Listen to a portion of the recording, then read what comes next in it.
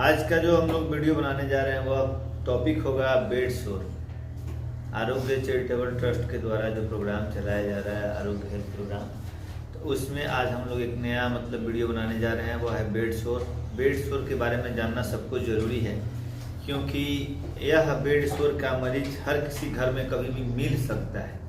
क्योंकि बेड शोर क्या होता है इसको समझेंगे, इसका प्रेशर पॉइंट क्या होता है, कैसे हो जाता है, कैसे इसका हम लोग मैनेजमेंट करेंगे, कैसे रख रखाव करेंगे,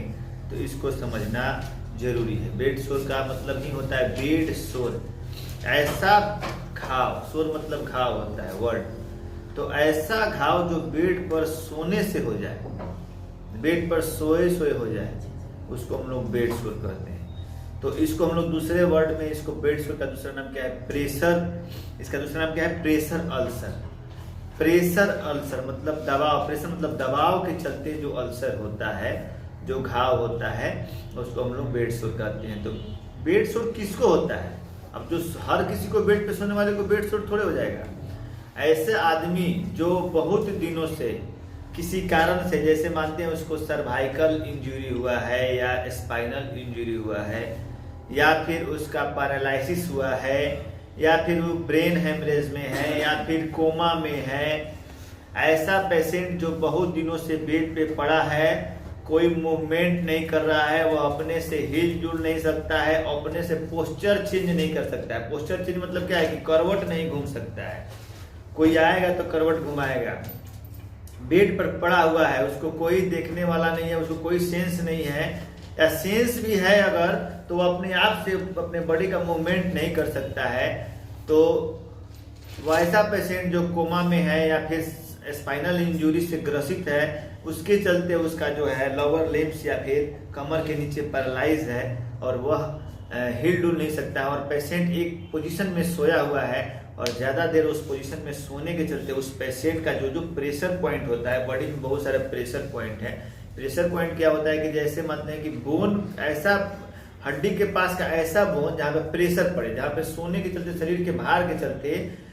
बोन के बाद क्या होता है, मसल्स होता है, मसल्स के बाद स्किन होता है। तो ऐसा पॉइंट जो एकदम मतलब प्रेशर पॉइंट पे है, मसल्स और स्किन के प्रेशर पॉइंट पे है, और मसल और स्किन का प्रेशर जो होता है, बोन का जो प्रेशर हो रहा है वहाँ के पतला लेयर पे पड़ रहा है, और ज्यादा देर तक मतलब प्रेशर पड़ने से क्या हुआ कि वहाँ का जो सेल और टिश्यू है, जो बोन के पास जो सामने सेल और टिश्यू पड़ता है, वहाँ पे ब्लड सर्कुलेशन रुक जाता है, और ब्लड सर्कुलेशन जहाँ पे रुकेगा तहाँ पे क्या होगा कि वहाँ का सेल डेड होने लगेगा, टिश्यू डेड होने लगेगा, तो जिसके चलते अल्सर का फॉर्मेशन होता है, उसी को बोलते हैं बेड शोर।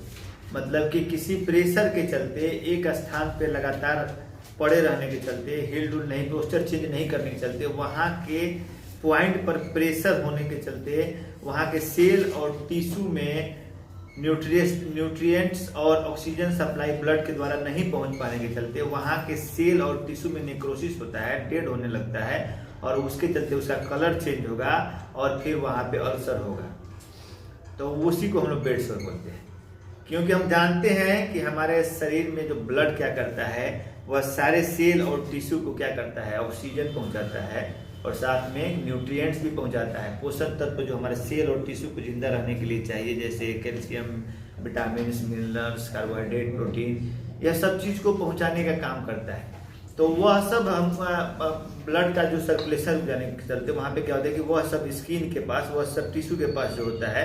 वहाँ पे ऑक्सीजन या न्यूट्रिएंट्स नहीं पहुँच पाता है, और नहीं पहुँच पाने के चलते क्या हुआ कि वहाँ का सेल डैमेज होने लगता है, वहाँ का टिश्यू डैमेज होने लगता है, और उसके द्वारा जो अल्सर हुआ, इसीलिए इसको प्रेशर अल्सर भी नाम दिए हैं, क्योंकि प्रेशर के चलते जो अल्सर हुआ, जो घाव हुआ, उसको हम लोग प्रेशर अल्सर या बेड शोर कहते हैं। तो यह चीज क्लियर हो गया कि बेड शोर उसी मरीज को होगा जो पेशेंट कोमा में है, पैरालिसिस है, या फिर उसको स्पाइनल इंजरी हुआ है, या किसी भी कारण से वो अपने बॉडी का मूवमेंट स्वयं नहीं कर सकता है, पोस्चर नहीं चेंज कर सकता है, और पोस्चर नहीं चेंज करने के चलते जो बॉडी में प्रेशर पॉइंट है, वहाँ पे प्रेशर पड़ने के चलते वहाँ के सेल और टिश्यू में ऑक्सीजन का और न्यूट्रिएंट्स का सप्लाई रुक जाने के चलते जो उनका फॉर्मेशन हुआ, जो अल्सर का फॉर्मेशन हुआ, वह बेड शोर कहलाया। अब किस किस पार्ट में जो है, किस किस पार्ट में जो हो सकता है, मोस्ट कॉमन क्या क्या है, तो मोस्ट कॉमन क्या है कि हील जो होता है ना, ऐसे पेशेंट सुपाइन पोजीशन में सोया हुआ है तो अपना जो पैर का जो हील है वह हील ऐसे रखा हुआ है। तो यह जो हील है, तो यह हील के पास जो होता है बॉडी पे सोए क्या हो जाएगा कि यहाँ का जो जहाँ पे बोन है हील के पास, वह बोन के पास क्या होता है कि वहाँ पे बोन के पास ऐसे प्रेशर पड़ा, ऐसे सोया है पेशेंट, तो यहाँ पे लगातार 2 घंटा 4 घंटा 5 घंटा 6 घंटा 12 घंटा 8 घंटा में क्या हो जाएगा, यहाँ का ब्लड सर्कुलेशन खत्म हो गया और न्यूट्रिएंट्स नहीं पहुँचा, तो फिर वहाँ का सेल और टिश्यू डेड होने लगा। तो मोस्ट कॉमन साइट क्या है, तो मोस्ट कॉमन साइट है क्या है कि वैसा बोनी एरिया जहाँ पे हील है, अंकल है, अंकल मतलब अंकल है, जैसे ऐसे एंकल है, हिप बोन है, हिप बोन क्या हुआ कि यहाँ पे हिप बोन के पास कुछ ऐसा प्रेशर पॉइंट है जहाँ पे फील कीजिएगा, जहाँ पे लगे बोन और स्किन एक दूसरे से पास मिला हुआ है, बुटॉक के टेल ऑफ बोन, वर्टिब्रा का जो टेल है यहाँ पे, तो ऐसा पॉइंट जहाँ पे लगेगा कि बस स्किन और थोड़ा सा टिश्यू के अंदर ही बोन मिल जाएगा। तो वहाँ पे क्या होता है कि वहाँ का लेयर पतला होने के चलते, स्किन और टिश्यू का बनावट पतला होने के चलते, जो पेशेंट जो है, अभी हम लोग के पास एक एडमिट है पेशेंट बेड सोर का नीचे वार्ड में, वह 4 महीना पहले उसको रोड पे मतलब कि नेपाल जाते के क्रम में एक एक्सीडेंट के दौरान, ट्रैफिक मतलब कि एक्सीडेंट के दौरान वह पहाड़ से ऊपर गिर गया, जिसके चलते उसका जो है C7 सर्वाइकल वर्टिब्रा जो होता है यहाँ पे C7 और T4 फ्रैक्चर हो गया। तो T4 और T7 फ्रैक्चर होने से क्या हुआ कि वहाँ पे जो होता है, यहाँ से स्पाइनल कोड आता है और क्रेनियल नर्व भी हमारे बॉडी में है जो सारे मूवमेंट को कराता है। तो फ्रैक्चर होने के चलते क्या हुआ कि जब बोन फ्रैक्चर होगा, स्पाइनल कोड इंजरी होगा, तो उसके बाद आपका जो है चलना फिरना जो है, देखना उठना बैठना सब खत्म हो जाएगा। तो उसका जो है स्पाइनल कोड इंजरी के चलते क्या हुआ कि वह पेशेंट इससे नीचे पैरालाइज है, कमर के नीचे पैरालाइज है, और पेशेंट अपने आप से पोस्चर चेंज नहीं करता है, और मरीज के गार्जियन को यह सब बात जानकारी नहीं है कि प्रेशर पॉइंट क्या होता है। हमको हर आधा घंटा पे 1 घंटा में पेशेंट का पोस्चर चेंज करना है, क्योंकि जिसके घर में होता है वह डिप्रेस रहता है और वह पेशेंट के प्रति मतलब कि मैनेजमेंट ठीक से नहीं कर पाता है, और अस्पताल वाले भी ठीक से मतलब बता नहीं पाती हैं। फिर पेशेंट घर, इसमें प्रोलॉन्ग ट्रीटमेंट चलता है, फिजियोथेरेपी एक्सरसाइज वगैरह होता है, तो धीरे धीरे पेशेंट रिकवरी करता है। तो पेशेंट के घर वाले को जानकारी नहीं होता है और एकाएक देखता है कि हमारा इतना बड़ा फोड़ा हो गया, इतना बड़ा घाव हो गया पीठ पर, इतना बड़ा सड़ गया, वहाँ का स्किन टिश्यू डैमेज हो गया, वहाँ पर नेक्रोसिस हो गया, वहाँ का सेल डैमेज हुआ, तो बेड सोर डेवलप हो गया। तो उस समय पेशेंट को तब मालूम चलता है, तब डॉक्टर से मिलता है, डॉक्टर बताता है कि तो आपको प्रेशर पॉइंट है, यहाँ पे आपको बेड सोर डेवलप कर गया है। बेड सोर का बहुत कॉम्प्लिकेटेड है, 2 महीना 2.5 महीना 3 महीना, किसी का ठीक भी होता है, किसी का जिंदगी भर नहीं ठीक होता है, किसी का दूसरे जगह से काट के जो होता है सेल टिश्यू वहाँ पे प्लास्टिक सर्जरी किया जाता है, उसके बाद भी नहीं ठीक होता है। तो यह सब बहुत सारा माने रखता है। तो उस पेशेंट को भी डिग्री होता है 9 डिग्री 3 डिग्री 4 डिग्री 12 डिग्री, 4 जगह उसका जो बेड सोर डेवलप किया है बुटॉक में, उसका हम लोग अभी ट्रेसिंग कर रहे हैं। तो यही चीज़ है, इसीलिए यह जो मोस्ट कॉमन है हिप और टेल बोन, वर्टिब्रा का जो टेल बोन होता है, हिप बोन होता है, वहाँ पे मोस्ट कॉमन है। फिर यहाँ पे भी होगा, फिर सर जो होता है यहाँ सर के नीचे यहाँ पे होगा, फिर यहाँ पे जहाँ जहाँ हम एक चार्ट आपको दिखाएंगे, उस चार्ट में दिया रहेगा कहाँ कहाँ प्रेशर पॉइंट है। उस प्रेशर पॉइंट को पेशेंट को बताना है कि आपको हर आधा 1 घंटा पे वहाँ पे मसाज करना है, वहाँ पे ब्लड सर्कुलेशन के लिए ब्लड सर्कुलेट करना है, हर आधा घंटा पे पोस्चर चेंज करना है, हर 15 मिनट 20 मिनट आधा घंटा में जो भी संभव हो सके उस पोस्चर को हटाना है। जैसे इस लेटरल पोजीशन है, राइट लेटरल पोजीशन है, सुपाइन पोजीशन है, प्रोन पोजीशन है, सब पोजीशन में हम लोग को पेशेंट, एक आदमी ऐसा रहेगा पेशेंट के पास 24 आवर्स में ऐसा ड्यूटी रहेगा कि जो इस तरह का पेशेंट मिलता है उस पेशेंट के पास एक आदमी रहेगा जो यह निगरानी कर सके कि इसको बेड सोर डेवलप नहीं हो। वहाँ पे पाउडर लगाना है, मॉइस्चराइज क्रीम लगाना है, ब्लड सर्कुलेशन को मेंटेन रखना है, वहाँ कोई भी ऐसा प्रेशर पॉइंट पे ब्लड सर्कुलेशन रुकना नहीं चाहिए। तो यह सब चीज़ करके हम लोग बेड सोर पे नहीं हो। अब कभी कभी क्या होता है कि कोई बेड सोर जहाँ पे प्रेशर पॉइंट है वहाँ पे तो सेल और टिश्यू को इंजरी करता ही है, कभी कभी नर्व को भी इंजोर कर देता है। और नर्व का काम क्या है, हमारे बॉडी में 12 क्रेनियल नर्व है, हम लोग पढ़ेंगे सीबीएस में। तो सबका काम है, सबका अपना अपना काम है, मूवमेंट से लेके सेंसरी नर्व है, मोटर नर्व है। तो उस तरह कोई नर्व को अगर डैमेज कर दिया तो फिर वहाँ से उसका रिकवरी होना बहुत मुश्किल हो जाता है।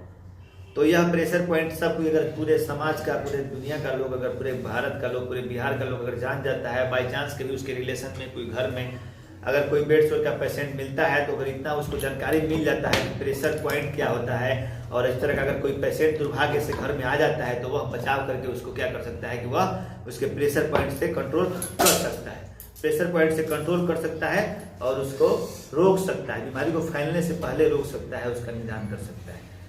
तो अब सिम्टम कैसे कैसे पता, लक्षण क्या क्या होगा कि बेड सोर आपको कैसे मालूम चलेगा कि जो पेशेंट जो बेड पे पड़ा हुआ है उसके अंदर बेड सोर कैसे डेवलप कर रहा है या प्रेशर अल्सर कैसे डेवलप कर रहा है, इसको आप जांच करने के लिए क्या क्या देखोगे। तो उसके हरदम 24 आवर्स जो है 24 आवर्स में एक बार आपको पूरे उसके बॉडी में जहाँ जहाँ प्रेशर पॉइंट है वहाँ का निगरानी करना होगा। प्रेशर पॉइंट का चार्ट बताया जाएगा, तो वहाँ पे निगरानी करके देखना पड़ेगा कि इस प्रेशर पॉइंट पे रेडनेस तो नहीं हो रहा है, हाँ, या फिर ब्लैक स्पॉट तो डेवलप नहीं कर रहा है, साइनोसिस तो डेवलप नहीं कर रहा है, या फिर टच करने पर पेशेंट हार्ड वहाँ का जो स्किन का लेयर है वो हार्ड तो नहीं हो रहा है, या फिर जो वहाँ पर टेंडरनेस तो नहीं है। तो कभी कभी बेड सोर का ध्यान नहीं रखने से क्या होता है कि स्किन और टिश्यू के बहुत गहराई तक बेड सोर चला जाता है, सुपरफिशियल बेड सोर होता है, और फिर कभी कभी डीप में चला जाता है। डीप में जाते जाते कभी कभी क्या होता है बोन में पकड़ लेता है, बोन में जाते जाते कभी कैंसर तक में कन्वर्ट हो जाता है। तो बहुत कंप्लीट बोन में जाने के बाद उसका कोई मतलब बहुत सारा चीज़ है, तो मसल्स को इन्वॉल्व करता है, बोन को इन्वॉल्व करता है, पहले तो स्किन को करेगा, फिर टिश्यू को करेगा, फिर मसल्स को करेगा, फिर बोन को करेगा। तो इसलिए इसका मैनेजमेंट जरूरी है। कॉमन साइट इसका है टेल बोन, बुटोक है, शोल्डर ब्लेड्स है, स्पाइन है, और back arms, leg were the resting against the chair. अब किसको ज्यादा होता है, जो बेड पे पड़ा है उसको भी होगा, जो व्हील चेयर का, जैसे मानते हैं कोई विकलांग आदमी है वह व्हील चेयर पे ही बैठ के सारा काम कर रहा है या दिन भर व्हील चेयर पे बैठे रह रहा है, तो व्हील चेयर पे बैठने से कहाँ प्रेशर पॉइंट पड़ेगा, ऐसा बोन यहाँ पे टेल बोन के पास ज्यादा होता है, बुटोक के पास ज्यादा होगा,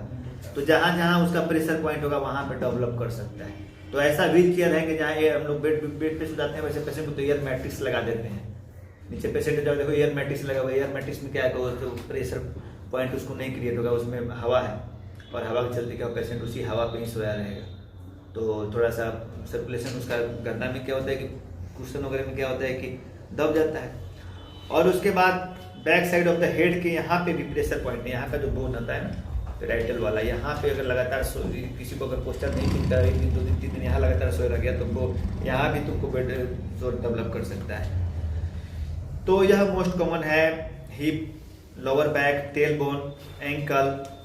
बिहाइंड द नी।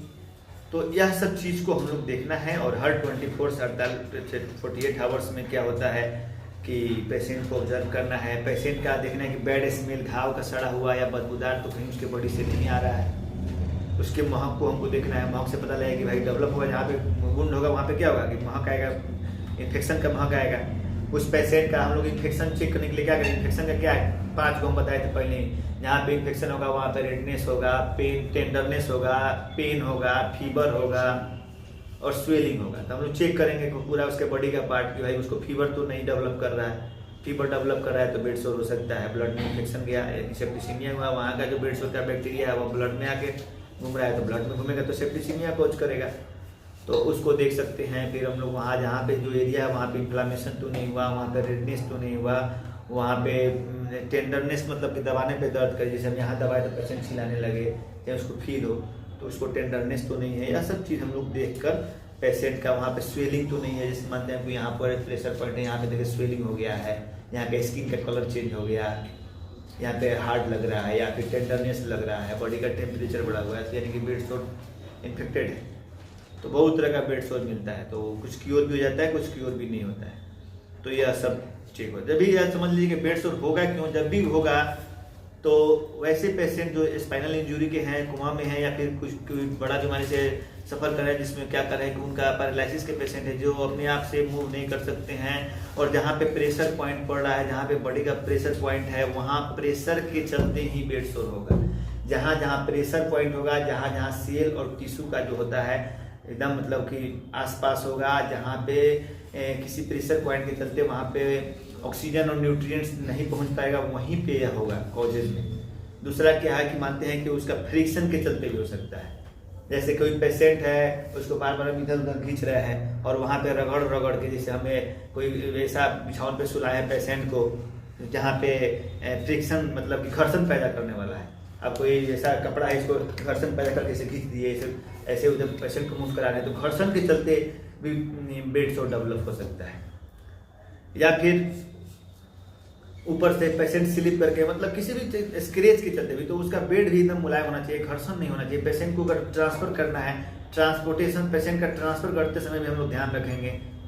तो मतलब फ्रिक्शन को बताएंगे, प्रेशर और फ्रिक्शन दो को चीज से अगर हम बचाएंगे तो बेड सोर हम लोग पेशेंट को होने से बचा सकते हैं। अब जो रिस्क फैक्टर क्या है कि रिस्क फैक्टर वहीं पे है कि जो पेशेंट चल फिर नहीं सकता है, जहाँ पे sensory loss, lack of sensory protection है, पुअर पेशेंट खाना पीना में कमजोर है, जिसका हीमोग्लोबिन कम है, उसका बॉडी में जो मतलब पुअर न्यूट्रिशन एंड हाइड्रेशन, मतलब पेशेंट जो है डिहाइड्रेट है, पेशेंट को मतलब कि हमेशा इलेक्ट्रोलाइट अनबैलेंस है, हाँ उसको खाना पीना का दिक्कत है, विटामिन प्रोटीन कैलोरी का कमी है शरीर में, तो यह सब बॉडी में टिश्यू में ब्रेक डाउन ठीक से नहीं है, तो यह सब के चलते हो सकता है उसका जो है medication condition following the blood flow. कुछ अगर दवा जो खा रहा है और जो ब्लड सर्कुलेशन को डिप्रेस कर रहा है तो उस कंडीशन में बेड सोर डेवलप कर सकता है। अब बेड सोर के चलते क्या क्या हो जाने पर क्या क्या हो सकता है, तो बेड सोर अगर ज़्यादा दिन तक रहेगा तो infection of cell is called cellulitis develop हो सकता है। क्या होता है पेशेंट को जहाँ पर बेड सोर का वहाँ पे सेल पूरा डैमेज हो जाएगा, और जहाँ पे सेल डैमेज हुआ उसको सेलुलाइटिस डेवलप होगा। उसके बाद सेल के बाद टिश्यू में पकड़ेगा, टिश्यू के बाद बोन में पकड़ेगा, तो बोन और ज्वाइंट इन्फेक्शन हो सकता है। जैसे मानते हैं कोई ऐसा हुआ बेड सोर जहाँ पे बोन तक चला गया तो बोन में भी इन्फेक्शन हो गया, ऑस्टियोमाइलाइटिस डेवलप हो गया, तो बहुत सारा चीज हो सकता है। और बहुत ज़्यादा दिन से है, 1 साल 2 साल 5 साल 10 साल से, तो कैंसर में भी डेवलप हो सकता है, तो कैंसर भी डेवलप हो सकता है। सेप्सिस हो सकता है, सेप्सिस एक कंडीशन होता है जिसमें पूरे बॉडी में टॉक्सिन फैल जाता है, और इतना टॉक्सिन फैल जाता है कि मल्टीपल ऑर्गन फेलियर होने लगता है, मल्टीपल ऑर्गन इन्वॉल्वमेंट होगा, इतना इन्फेक्शन हो गया कि सेप्सिस पेशेंट हो गया तो क्या हो गया कि सब ऑर्गन्स में इन्फेक्शन होने लगा, तो मल्टीपल ऑर्गन फेलियर की तरफ चला जाता है। तो यह चीज हम लोग को दिखाना। अब हम लोग को क्या क्या करना है, क्या क्या करना है कि बेड सोर से बचाव कर सकते हैं, तो हम लोग क्या करेंगे, पेशेंट को जब शिफ्ट करेंगे, ट्रांसफर करेंगे, तो उस समय हम लोग क्या करना है कि पेशेंट का वेट जो है ऐसा मेंटेन करेंगे, ट्रांसफर करते समय ऐसा उसको एंगल रखेंगे कि मतलब किसी भी कारण से उसमें फ्रिक्शन नहीं रहे, घर्षण नहीं हो, कहीं भी स्क्रैच नहीं हो, उसको छिलाए नहीं। और जो बेड सोर का पेशेंट जिस घर में, उस पेशेंट का हम लोग हर 8 घंटा 12 घंटा पे निगरानी कराएंगे कि कहीं उस पर कोई बेड सोर का डेवलप तो प्रेशर पॉइंट पे नहीं हो रहा है। तीसरा मेन पॉइंट क्या है कि हर 1 से 2 घंटा पे उसको जो हम लोग पोस्चर चेंज करेंगे, किसी एक पोस्चर में 1 से 2 घंटा से ज़्यादा नहीं रखेंगे। अब हम पोस्चर घुमा के गए 2 घंटा 3 घंटा किसी काम में रह गए, तब तक मालूम थे यहाँ बेड सोर हो गया। एक आदमी उसके निगरानी में रहेगा कि उसका हम लोग पोस्चर चेंज कराते रहना है। व्हील चेयर पे बैठते समय हम लोग देखेंगे प्रेशर पॉइंट जहाँ पड़ रहा है वहाँ प्रेशर पॉइंट कैसे रिलीज करें, हम वहाँ का प्रेशर पॉइंट को कैसे कम करें, क्या रखें कि प्रेशर पॉइंट वहाँ नहीं पड़े। तो प्रेशर पॉइंट का चार्ट जब हम लोग देंगे तो मैट्रिक्स जो उसका बिछावन पे जो पेशेंट सोया हुआ है उस पेशेंट का बिछावन ऐसा रखेंगे जहाँ पे घर्षण नहीं हो, जहाँ प्रेशर पॉइंट ज़्यादा क्रिएट नहीं करे, एयर क्रॉसिंग वगैरह पे रखेंगे जहाँ प्रेशर पॉइंट कम होता है।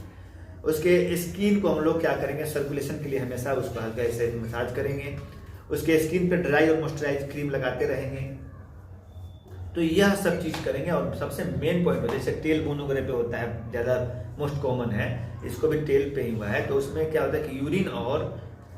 फीकल मटेरियल स्टूल का पार्ट जैसे जाते रहता है, तो हम लोग इस चीज़ पे ध्यान रखेंगे कि यूरिन के लिए हम लोग यूरिन कैथेटर लगा देंगे, पेशेंट का यूरिन जो है